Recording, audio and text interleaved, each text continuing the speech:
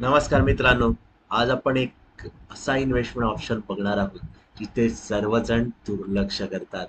तो म्हणजे आहे बॉन्ड्स इन्व्हेस्टिंग. आपण नेहमी इक्विटी बद्दल बोलतो, स्टॉक मार्केट बद्दल बोलतो, इवन फिक्स्ड डिपॉझिट बद्दल बोलतो. पण बॉन्ड्स बघितलं तर असं वाटतं की रिच लोकांसाठीच बनला आहे.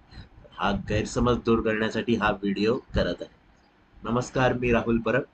आज आपण बघणार आहोत बॉन्ड्स इन्व्हेस्टिंगचे बेसिक इन्फॉर्मेशन. आता हा टॉपिक महत्वाचा का आहे तर आजकाल आपण बघतो की इक्विटी रिटर्न्सच्या मागे जातात लोक.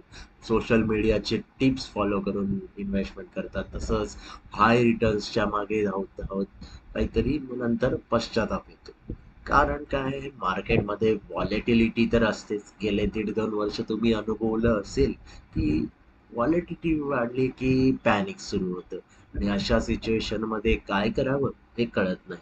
तेव्हा ॲडवायझर कामी येतो. म्हणूनच काय, तुम्हाला स्मार्ट पोर्टफोलिओ बनवणं खूप गरजेचं आहे, ज्याच्यामुळे तुमच्या पोर्टफोलिओला स्टॅबिलिटी प्राप्त होते. तर बॉन्ड म्हणजे काय आपण बघूया. तर बॉन्ड एक फिक्स इन्कम इन्स्ट्रुमेंट आहे, जिथे इन्व्हेस्टर आपले पैसे दुसऱ्या कॉर्पोरेटना किंवा गव्हर्नमेंट कंपनीजना लेंड करतो. म्हणजे इन शॉर्ट लोन देतो. तुम्ही उधार देत आहात. आतापर्यंत तुम्ही लोन घेत आला आहात, त्याचे EMI चुकवत आहात.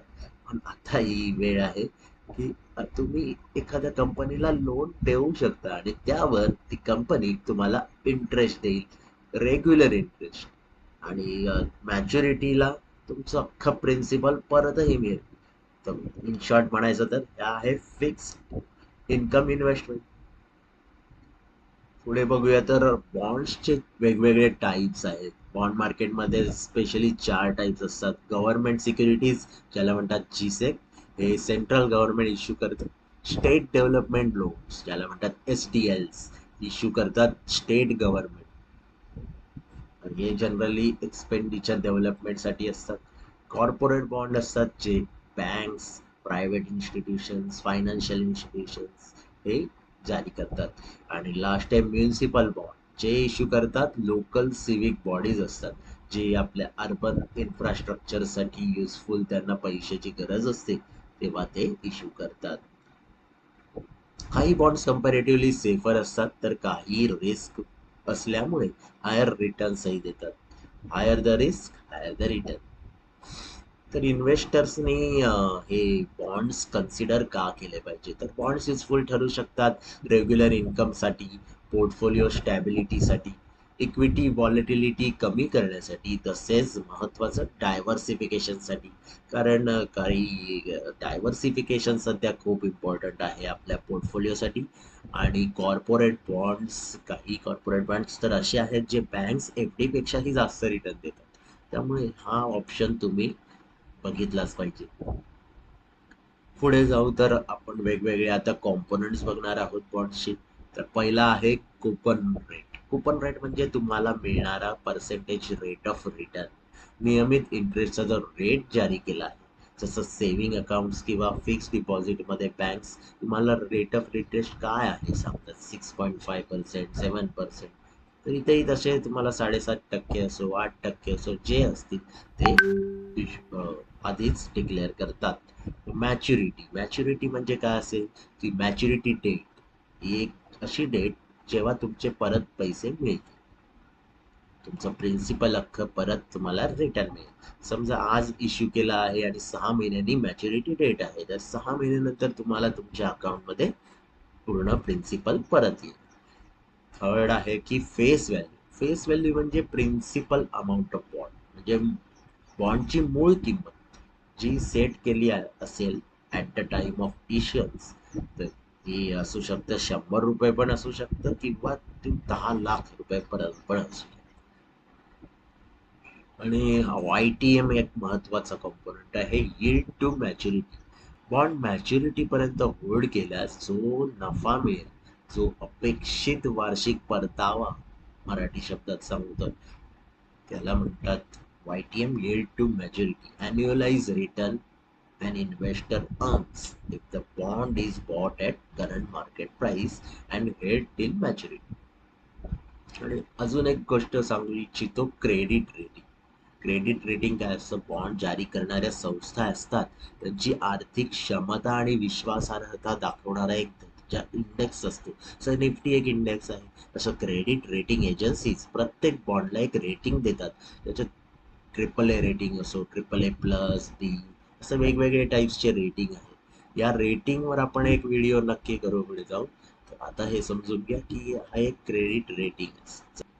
एवढ्या डिटेलमध्ये मी सध्या तरी जात नाही की स्पेशल बॉन्ड फीचर्स म्हणजे काय किंवा क्लीन प्राइस काय, डर्टी प्राइस काय, ॲक्युरेट इंटरेस्ट काय. ते एक डीपमध्ये तुम्हाला एक वेगळा व्हिडिओ केला जाईल.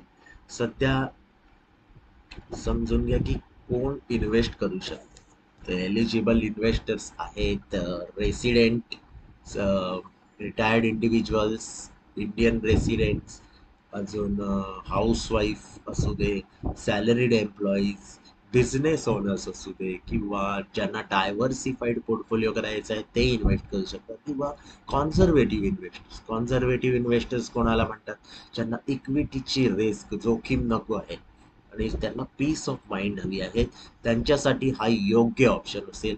कॉन्झर्वेटिव्ह इन्व्हेस्टर्स बॉन्डमध्ये नेहमी ट्राय करतात. थोडक्यात काय, ज्यांना नियमित उत्पन्न पाहिजे आहे, स्थिरता पाहिजे आणि डायव्हर्सिफिकेशन हवे आहे, ते बॉन्ड्सचा विचार करू शकतात. तर बॉन्डमध्ये गुंतवणूक कशी करा? पहिली गोष्ट तर आपल्याला डीमॅट अकाउंट ओपन करावं लागेल आणि त्याच्या नंतर कोणत्या बॉन्डमध्ये इन्व्हेस्ट करायचे ते आपल्याला फाइंड करावं लागेल की आपली रिस्क ॲपेटाईट. त्यासाठी तुम्हाला हेल्प करण्यासाठी मी व माझी टीम तुम्हाला हेल्प करेल. डिस्क्रिप्शनमध्ये दिलेल्या लिंकवर क्लिक करून तुम्ही आत्ताच आमच्याशी संपर्क साधू शकता. तुमच्या रिस्क ॲपेटाईटनुसार तुम्हाला योग्य तो बॉन्ड दिला जाईल, सजेस्ट केला जाईल, जेणेकरून तुम्हाला चांगले रिटर्न्सही मिळतील आणि स्टॅबिलिटी राहील. तर इन्व्हेस्टमेंट करण्यापूर्वी काय तपासले गेले पाहिजे? तुमच्याकडून पहिले तर क्रेडिट रेटिंग चेक केली पाहिजे. नंतर त्या बॉन्डची मॅच्युरिटी पिरियड काय आहे, टाइम होरिझॉन काय आहे, आणि लिक्विडिटी पण तपासली पाहिजे. शिवाय आपल्या फायनान्शियल गोल्स काय आहेत त्याप्रमाणे तुलना करूनच इन्व्हेस्ट केले पाहिजे.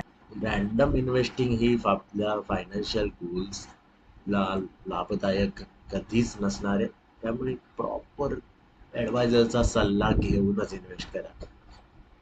पुढे जाऊ तर सेटलमेंट, टीडीएस अँड रिपोर्टिंग या सेक्शनमध्ये बघणार आहोत. बॉन्डमध्ये गुंतवणूक करताना सेटलमेंट, टॅक्सेशन आणि रिपोर्टिंग हे समजून घेणं खूप खूप महत्त्वाचं आहे. सेटलमेंट काय तर बॉन्ड खरेदी केल्यानंतर साधारणपणे T+1 ट्रान्झॅक्शन +1 डे लागतो, जेव्हा संबंधित बाजाराच्या नियमानुसार सेटलमेंट होते. जसं तुम्ही इक्विटीमध्ये पण T+1 बघितलं असेल तसंच इथेही होतं. इथे डीमॅट अकाउंट असणं खूप गरजेचं आहे. तिथेच तुमचा बॉन्ड जमा होतो. इंटरेस्ट इन्कम टॅक्स म्हणजे काय?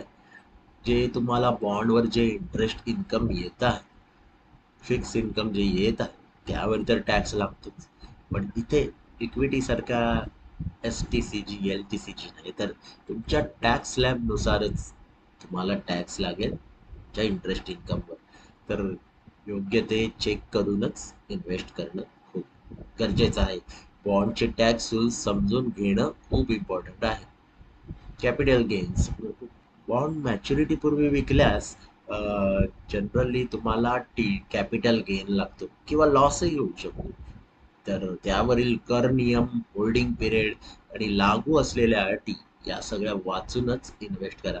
आणि टॅक्स प्रोव्हिजन्स वेळोवेळी बदलत राहतात. प्रत्येक वर्षी बजेट येतं त्यानुसार टॅक्स प्रोव्हिजन्स बदल होतात, त्याकडेही तुमचे लक्ष असले पाहिजे. काही बॉन्ड्सवर तर TDSही लागतो, तर काही प्रकरणांमध्ये TDS लागतही नाही. म्हणून प्रत्येक बॉन्डच्या टॅक्स रूल्स समजून घेणं महत्त्वाचं आहे. आणि रिपोर्टिंग तर interest income and capital gains हे इन्कम टॅक्स रिटर्नमध्ये योग्य प्रकारे रिपोर्ट करणे खूप आवश्यक आहे. टॅक्स प्लॅनिंगसाठी तुमच्या चार्टर्ड अकाउंटंट किंवा तुमचे टॅक्स ॲडवायझर असतील त्यांचा सल्ला घेणे खूप उपयुक्त ठरेल. ओव्हरऑल तुम्ही या व्हिडिओमधून काय शिकलात तर bonds is equal to stability, fix income असतो, प्रिन्सिपल प्रोटेक्शन असतो, प्रेडिक्टेबल रिटर्न्सही असतात. पोर्टफोलिओ रिड्यूस करण्यासाठी आयडियल राहील. आणि आजकालच्या व्हॉलेटाईल मार्केटमध्ये तुमची रिस्क कमी होऊ शकते. पण बॉन्ड्समध्ये झिरो रिस्क तर नाही. त्यामध्ये आहे interest rate risk, credit risk, liquidity risk. म्हणून ब्लाइंडली तरी इन्व्हेस्ट करू नका. इन्व्हेस्टमेंट करण्यापूर्वी इश्युअरची क्वालिटी बघा, क्रेडिट रेटिंग बघा, रिस्क प्रोफाईल समजून घ्या आणि टाइम होरिझोन सुद्धा बघा. खरे इन्व्हेस्टिंग म्हणजे फक्त पैसा वाढवणे नाही. ओके, तर एक लक्षात ठेवा, या गव्हर्नमेंट सिक्युरिटीजचे बॉन्ड्स असतात त्यावर TDS लागत नाही. त्यामुळे जनरली हे इन्व्हेस्टर्सना अट्रॅक्ट करतात, जनरली हायर टॅक्स ब्रॅकेटमध्ये असणाऱ्या इन्व्हेस्टर्स. तर मगाशी मी जसं बोललो, खरं इन्व्हेस्टिंग म्हणजे फक्त पैसा वाढवणे नाही, तर प्रत्येक मार्केटच्या सायकलमध्ये पैसा आपला टिकून ठेवणे आहे. त्यासाठी पोर्टफोलिओमध्ये बॅलन्स असणं खूप गरजेचं आहे. सध्या इक्विटीमध्ये लोक 100% आहेत, त्यामुळे इक्विटीमध्ये डेब्ट, गोल्ड, सिल्वर अशा वेगवेगळ्या ठिकाणी करून डायव्हर्सिफिकेशन करणं गरजेचं आहे. कधी कधी स्लो अँड स्टडी स्ट्रॅटेजी सुद्धा लॉंग टर्म साठी उपयुक्त ठरू शकते. पॉवरफुल ॲसेट ॲलोकेशन आणि रिस्क मॅनेजमेंट हेच यशस्वी गुंतवणुकीचे खरे आधारस्तंभ आहेत. तर तुम्हाला bonds, mutual fund, asset allocation किंवा फायनान्शियल प्लॅनिंग बद्दल सोप्या भाषेत समजायचे असेल तर आमच्या टीमला कॉन्टॅक्ट करू शकतात किंवा या चॅनललाही सबस्क्राईब करा. हा व्हिडिओ आवडला असेल तर लाईक जरूर करा आणि तुमच्या क्वेरीज, कमेंट्स काही असतील तर कमेंट बॉक्स ओपन आहे, तिथे तुम्ही टाकू शकता. त्याचे उत्तर तुम्हाला व्यवस्थित मिळून जाईल. तर कनेक्ट व्हा. तुमचा हा व्हिडिओ तुमच्या मित्रपरिवारांमध्ये शेअर करा, जेणेकरून अधिक लोकांना बॉन्ड्स बद्दल माहिती कळेल. आता एक डिस्क्लेमर इथे लास्टला देऊ इच्छितो. Bond investments are subject to market risk, interest rate risk and credit risk of the issuer. हा व्हिडिओ फक्त एज्युकेशनल पर्पजसाठी होता. हा कोणतीही इन्व्हेस्टमेंट ॲडवाईस नाही, टॅक्स ॲडवाईस तर मुळीच नाही, किंवा रिकमेंडेशनही नाही. इन्व्हेस्टमेंट करण्यापूर्वी संबंधित डॉक्युमेंट्स वाचून घ्या. ऑफर डॉक्युमेंट्स आणि रिस्क फॅक्टर्स काळजीपूर्वक वाचा. टॅक्स नियम वेळोवेळी बदलू शकतात. परत एकदा सांगतो, वैयक्तिक कर सल्ल्यासाठी आपल्या टॅक्स ॲडवायझर किंवा चार्टर्ड अकाउंटंटशी कॉन्टॅक्ट करा. इथेच आपण रजा घेतो. पुढे अजून एक व्हिडिओ घेऊन येऊया बॉन्ड्स बद्दल अजून इन्फॉर्मेशन. प्रत्येक ओव्हरऑल इक्विटी म्हणा, बॉन्ड्स म्हणा, gold, silver, multi asset allocation असू दे, म्युच्युअल फंड असू दे, SIP रिलेटेड असू दे, वेगवेगळे व्हिडिओ आपण करत राहू. तर या चॅनलला ट्यून होत राहा, नोटिफिकेशन बेल ऑन करा आणि कनेक्ट व्हा. धन्यवाद.